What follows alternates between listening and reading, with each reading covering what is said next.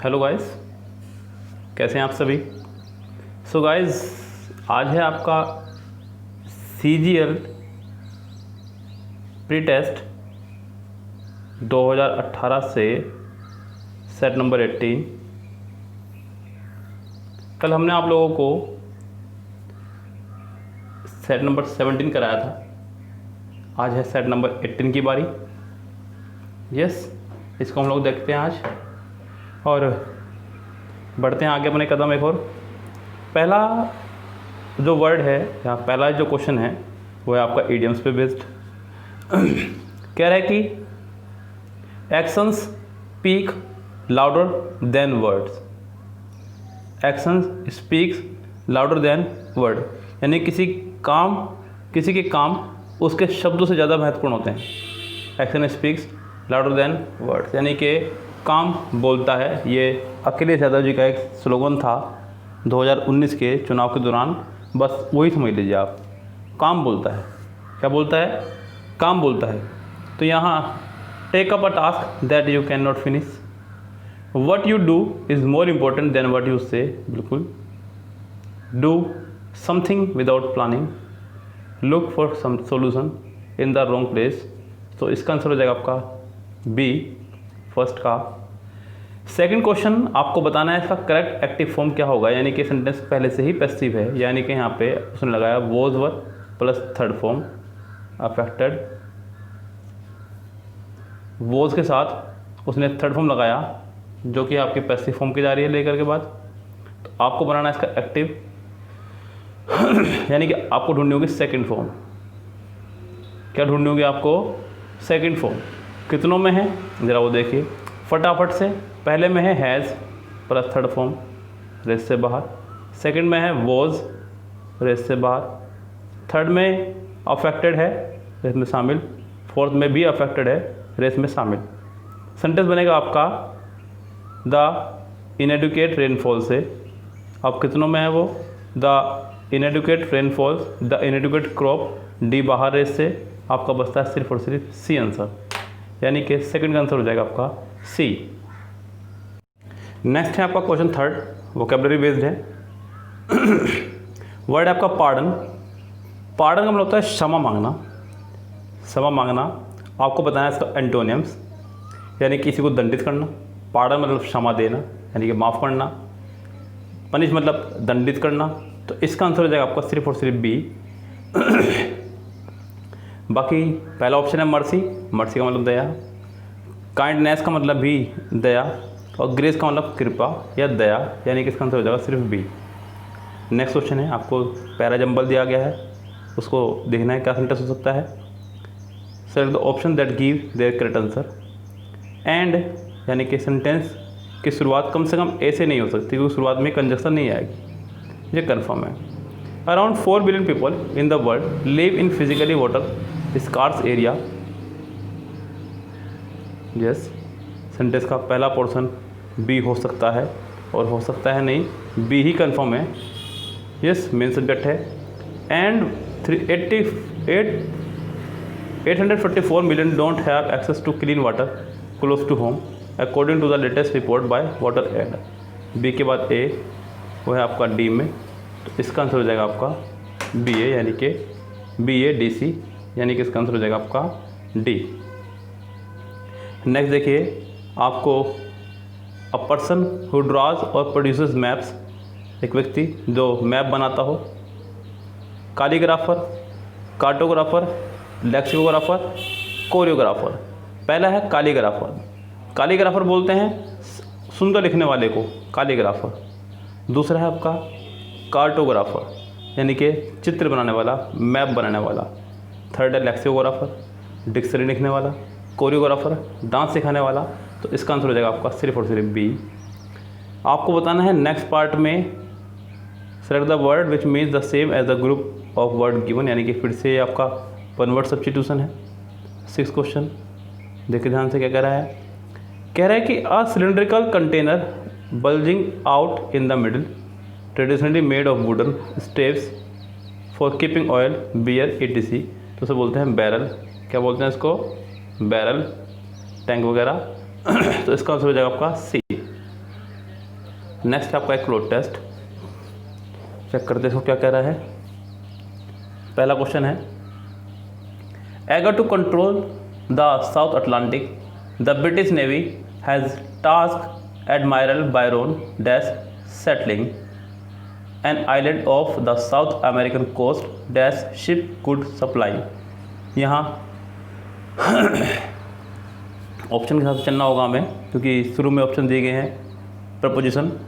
अब प्रपोजिशन से पहले हमें दिया गया है eager to control the South Atlantic the British navy has task दिया गया है। टास्क के साथ आप लगाएंगे यहाँ विद। टास्क विद का मतलब होता है किसी को कोई जिम्मेदारी सौंपना या देना, ये एक इडियम है। किसी को कोई जिम्मेदारी देना या सौंपना, तो इसके साथ आपका आएगा टास्क विद, यानी कि 7 का आंसर हो जाएगा आपका D. Task with settling an island of the South American coast dash ships could easily, जहाँ, यानी कि यहाँ पाना चाहिए 8th में वेयर, जहाँ ships could easily resupply and then finding an alternative dash to the East Indies. यहाँ पे 8th में आ गया आपका वेयर। देखते हैं 9th का ऑप्शन है हमारे पास रूट, रोड, पाथ या means. Where ships could resupply and then finding an alternative route. जी, आपका 9th में आना चाहिए अल्टरनेटिव रूट। 9th का आंसर हो जाएगा आपका ए। 10th में चलते हैं, route to the East Indies after rounding the tip off the south of America Admiral Byron confronted the world's dash body of water, world's larger, comparative word है, large, more longer और largest। चलिए देखते हैं यहाँ पे 10th में words से पहले लगा हुआ है द वर्ड्स। आप सुपरलेटिव ही लगा सकते हैं यहाँ पे, कोई और नहीं लगा सकते, क्योंकि पहला बड़ा जो वर्ड दिया है वो कंपैरेटिव है, दूसरे वाला पॉजिटिव है, फिर तीसरा भी कंपैरेटिव है। तो डी इसका आंसर हो जाएगा आपका, क्योंकि डी में दिया उसने लार्जेस्ट, तो डी इसका करेक्ट आंसर हो जाएगा। World's largest body of water, the endless Pacific Ocean after a month of empty blue horizon a tiny island dash Byron. देखते हैं क्या है, dash Byron joyously come out appeared showed stood up, came out appeared showed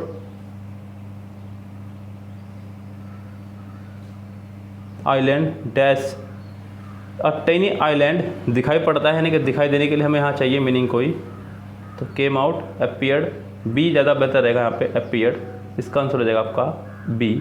11 का B answer हो जाएगा। चलते हैं question number 12 पे। आपको बताना है कि अंडरलाइन पार्ट में क्या आएगा, बस उसी को देखना है। ये आपका पिछले 2 सेट में भी आया क्वेश्चन, बस क्वेश्चन का फॉर्मेशन चेंज है थोड़ा सा। कह रहा है कि if I have money I purchase this house. फिर से सेंटेंस में है इफ़ वाले पार्ट में सब्जेक्ट प्लस वर्ब की फर्स्ट फॉर्म, तो नेक्स्ट वाले पार्ट में आएगा विल प्लस फर्स्ट फॉर्म, यानी कि if I have money I will purchase the house, मैं घर खरीद लूँगा, ये कहना चाह रहा है। कंडीशन सेंटेंस है, पिछले दोनों सेट में भी लगातार ये क्वेश्चन आया और 3rd सेट में भी क्वेश्चन है आपका ये वाला, यानी कि आप देख रहे हैं कि क्वेश्चन रिपीट हो रहे हैं। वो बच्चे जो बाद में एग्ज़ाम देने गए होंगे डेफिनेटली उनको लाभ मिला होगा इसका, क्योंकि क्वेश्चन हो रहे हैं रिपीट। देखिए नेक्स्ट क्वेश्चन, पुल समवंस लैग। 13 है आपका एक इडियम, किसी के साथ मजाक करना या किसी की खिंचाई करना, किसी की टांग खींचना। पुल समवंस लैग, किसी की टांग खींचना। सो पहला ऑप्शन है trust someone, joke with someone, get upset with someone, tell someone a secret. तो यहाँ पे जोक विद समवन यानी किसी के साथ मजाक करना, 13 का बी आंसर हो जाएगा।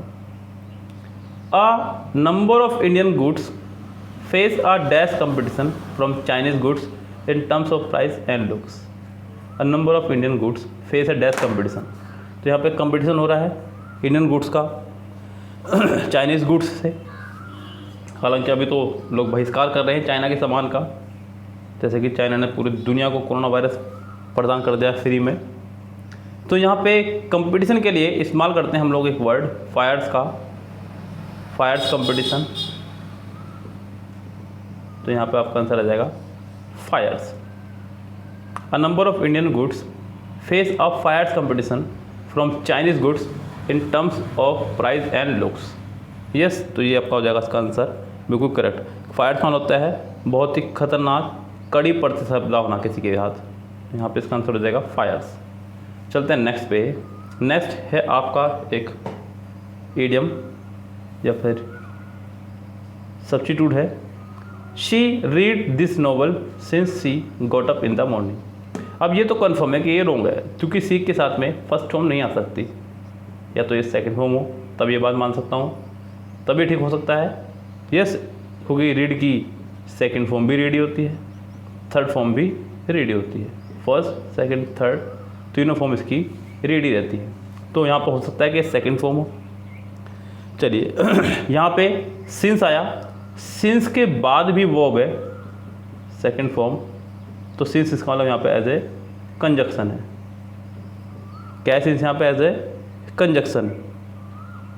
जब सिंस एज ए कंजक्शन काम कर रहा हो, यस, सिंस जब एज ए कंजक्शन काम कर रहा हो तो आपको पहले वाला पार्ट परफेक्ट में बनाना होता है। रूल ये है कि सिंस बिफोर या बाय द टाइम, इन तीनों में से कोई भी एक हो, सो बाद वाला पार्ट सेकंड फॉर्म में, पहले वाला हैड प्लस थर्ड फॉर्म में। So since she has read that novel since she got up in the morning.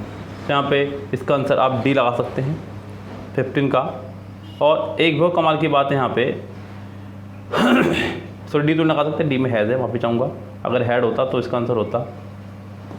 Yes, perfect बनता है हैड प्लस थर्ड फॉर्म में। सो ये बाहर हुआ रेस से। अब आप इसका आंसर लगाएंगे बी, क्योंकि पिछले वाला पोर्शन आप कंटिन्यूस में बना सकते हैं, वही परफेक्ट कंटिन्यूस में। किसमें? परफेक्ट कंटिन्यूस में। तो इसका आंसर हो जाएगा आपका फिलहाल बी।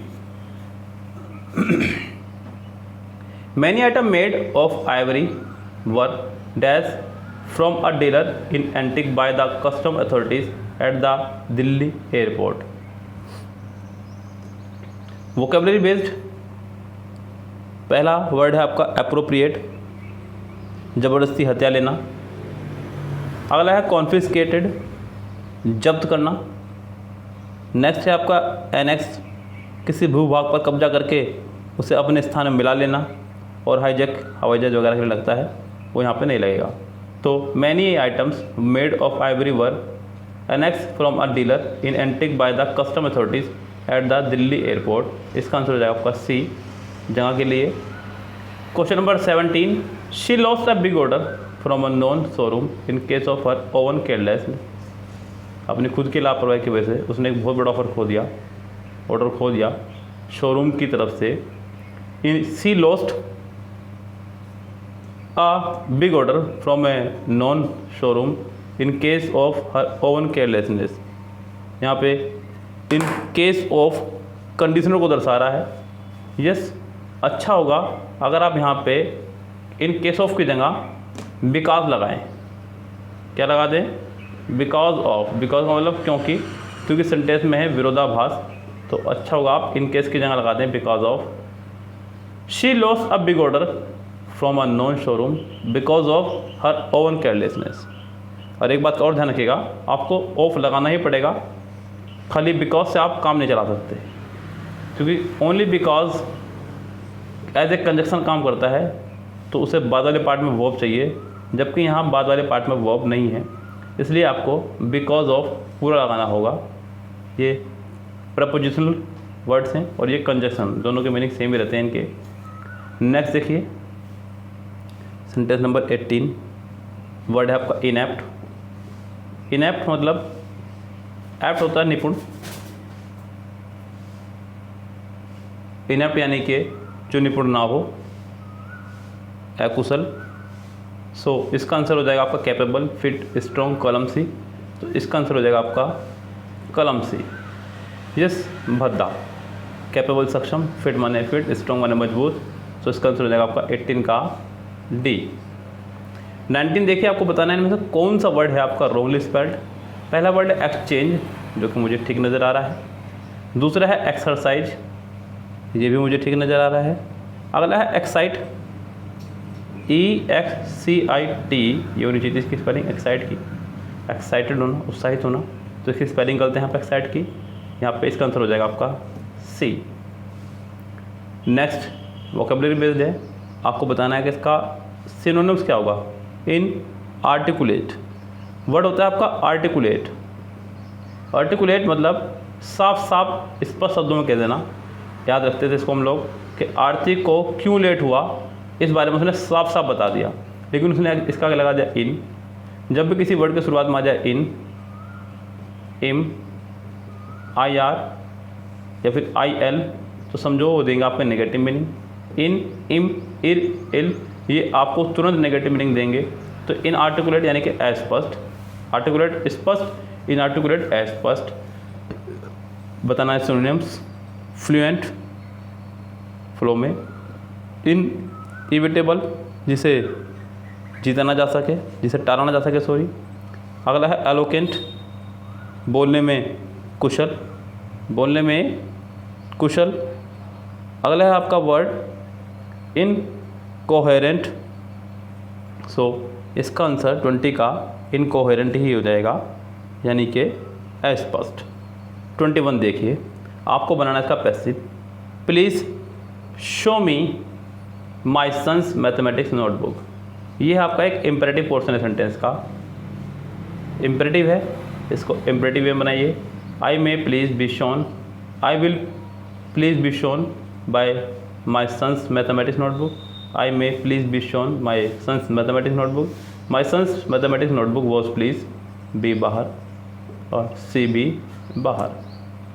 सो यहाँ आप अच्छा होगा कि परमिशन मांगने के लिए, देखिए परमिशन मांगने के लिए हम मे और कैन इन दो का इस्तेमाल करते हैं, लेकिन कैन का इस्तेमाल थोड़ा सा रूडली वे में किया जाता है, इसलिए आप यहाँ पे कैन नहीं मे लगा सकते हैं। और आप स्कूल वगैरह में जा कर के टीचर से सिर्फ परमिशन ही मांग सकते हैं, बाकी उनकी मजबूरी वो दिखाएं या ना दिखाएं, यस वो उन पर डिपेंड करता है।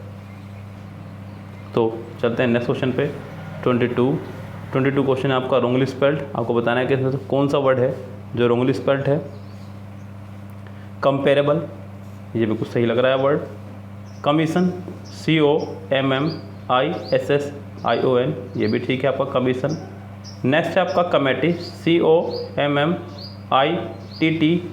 बिल्कुल ठीक है। नेक्स्ट है आपका कॉन्साइंस, तो कॉन्साइंस की स्पेलिंग यहाँ गलत है आपकी, यानी कि इसका आंसर हो जाएगा आपका डी। नेक्स्ट है 23 वोकेबलरी बेस्ड है। वर्ड है आपका एक्सेप्शनल, असाधारण। एक्सेप्शनल, असाधारण, बताना क्या है हमें इसका antonyms. Uncommon, unthinkable, unimaginable, unremarkable. So इसका भी आंसर हो जाएगा आपका अनरिमार्केबल। नेक्स्ट है आपका 24 सेंटेंस। आपको बताना है कि इसके किस पार्ट में है एरर। कह रहा है कि torrential rains and winds of up to 170 km/h swept away roads, homes and bridge and knocking down power and communication lines. अगर आप गौर कर रहे हो सेंटेंस पे, कह रहा है कि torrential rains and winds of up to, of के बाद वाला ख़त्म कर दीजिए, फिर अप टू प्रिपोजिशन आ गया, इसे ख़त्म कर दीजिए, फॉर अप टू 170 km/h ख़त्म यहाँ तक। फिर आया स्वेप्ट। स्वेप्ट है आपकी सेकंड फॉर्म सेप की। स्वेप्ट अवे रोड्स, सड़कों को गायब कर दिया, ख़त्म कर दिया, होम्स को ख़त्म कर दिया, बड़े बड़े पुल को ख़त्म कर दिया। फिर एंड से जुड़ा सेंटेंस, किससे जुड़ा, और एंड के बाद उसने दिया आपको ING फॉर्म। यस, एंड के बाद दिया उसने ING फॉर्म, जो कि संभव नहीं है क्योंकि एंड से पहले सेकंड फॉर्म, तो एंड के बाद भी होनी चाहिए थी सेकंड ही फॉर्म। आपको यहाँ पे नोक की जगह लगाना होगा नोकड। यस, यानी कि इसके हो जाएगी आपकी ए पार्ट में ही एरर। 25 देखिए, पैराजंबल है, सिस्टम से लगाना है। An estimate 70% of the plastic which enter the sea sinks. This is a problem that stretches far beyond India. 8 million tons of plastic ends up in the world's ocean every year, causing damage to the fragile ecosystem and much. Sentence start होगा सी से, क्योंकि उसने खुद ही कह दिया है। Option उसने सी या ए दिए, तो स्टार्टिंग की सी से माना जाएगा। अब सी के बाद कह रहा है कि 8 million tons of plastic ends up in the world's oceans every year, causing damage to the fragile ecosystem. And estimated 70% of the plastic, यानी कि इसमें से 70% प्लास्टिक जो है विच एंटर द सी, जो सी में एंटर करती है, सिंक्स डूब जाती है, यानी कि सी के बाद ए आएगा, वो है आपका सिर्फ ए में ही। तो इसका आंसर हो जाएगा आपका CADB। तो ये था आपका SSC CGL प्री टेस्ट का सेट नंबर 18 MB बुक से, जिसको मैंने सोल्व कराया। आज और भी बहुत शानदार वीडियोस आपके लिए मैं लेकर आ रहा हूँ, जैसे कि आज PQRS की एक वीडियो हम लोग अपलोड करेंगे, ज़रूर देखिएगा। क्लोज टेस्ट की एक और वीडियो अपलोड की जाएगी, और कुछ सिंपल रूल वन वीडियो वाला वो हम लोग अपलोड करेंगे आज। सो तैयार रहिए आज अच्छी वीडियोस के लिए। फ़िलहाल हो गया है समय आपसे विदा लेने का, चलते हैं, गुड बाय, शब बखैर।